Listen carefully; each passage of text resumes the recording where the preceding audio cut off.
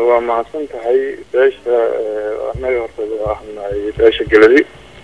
راهن أنا يبدأ مركا باش ده واحد يفهم الجيران لكن ده هو في الجيران البنك أصلاً وحن ولقي ذدين أو تعباش وحيلاد هاي تلوين يبدأ لو رحون للسيئنا وهو سيئ تلوين أو سيئ ماركتي حال حبين مركي لغادنا ويري walaalkiisa oo maaragtay isla yihiin waliba isla qabiil oo waliba isla yihiin maadeer yihiin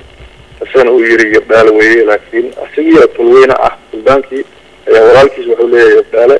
marka waxaas ay mana beesha ku dagaalsan yihiin maalmihii dhaweyd waa banaan-bax aad oo gan ayaa ka dhacay degmada Afgooye ilaa haddarna dadkii way taagan yihiin waxay ka jawaab sugayaan guddiga maaragtay aan wixii saaran inay kala saaraan xildhibaanada iyo odayaasha marka arintaasi weli wax soo dhamaadayna ma aha arintaasina waxaan ka sugaynaa dawladda iyo international community-ga iyo guddiga ka tala bixinta xildhibaanada la soo xulayo marka guddigana waxay noo sheegeen maalmaha soo socda inay dacwadii horkeeni doonaan maaragtay international select committee-ga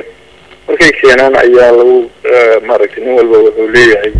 ayaa la fiirin doonaa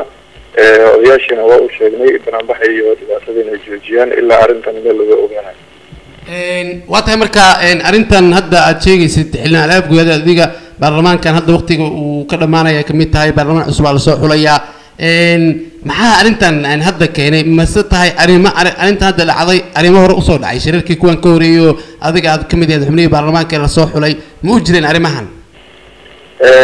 horta waa mahadsan tahay sideedaba shirarkii hore waxay ka dhaceen wadamada sida Kenya ama Djibouti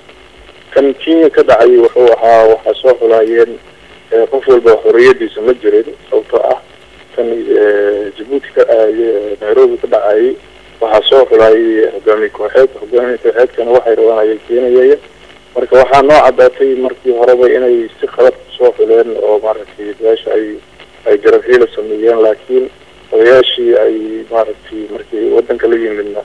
ay waxba dhibaato ay sameeyeen laakiin kii Djibouti ayaa la saxay maadaama ay haysteen laba tulweyne ay haysteen laba yabdhaal ayaa la keenay marka haddeerna markii suldaanka la soo xulay suldaanka hadda mana gacanta laga saarayna wuxuu sameeyey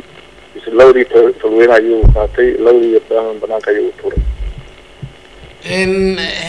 qolooyinka kale soo haray oo suldaanka aan isxigin oo adiga aad kamid tahay waxgaradkiina kula ma yarateen oo arrintan ma falanqayseen oo ma ka doodeen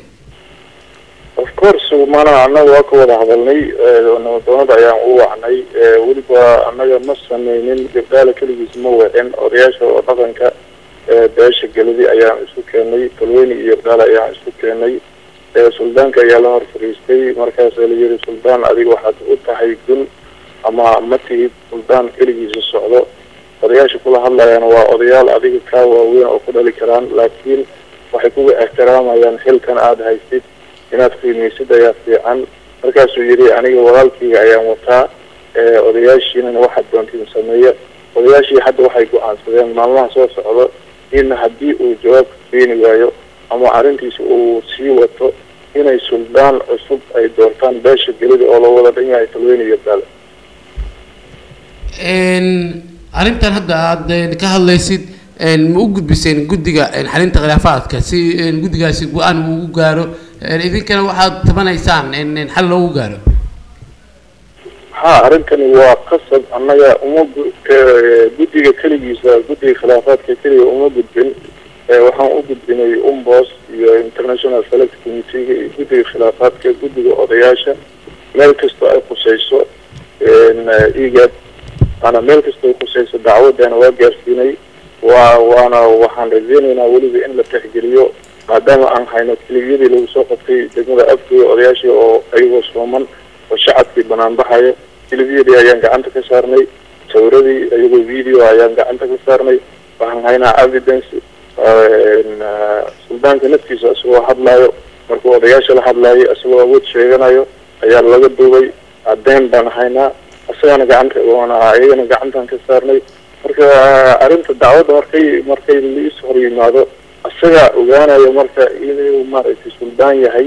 iyo inuu yahay hogaamiye kooxeed inuu yahay keligii taliye markaasay caddaanaysaa. marka suldaanka arrintan asaga qudhiisa miska aragteenoo waxa ma ka dhacsiiseen oo ma u sheegteen waxa jira iyo qaabku wax u wado inay tahay qaab aan soconayn.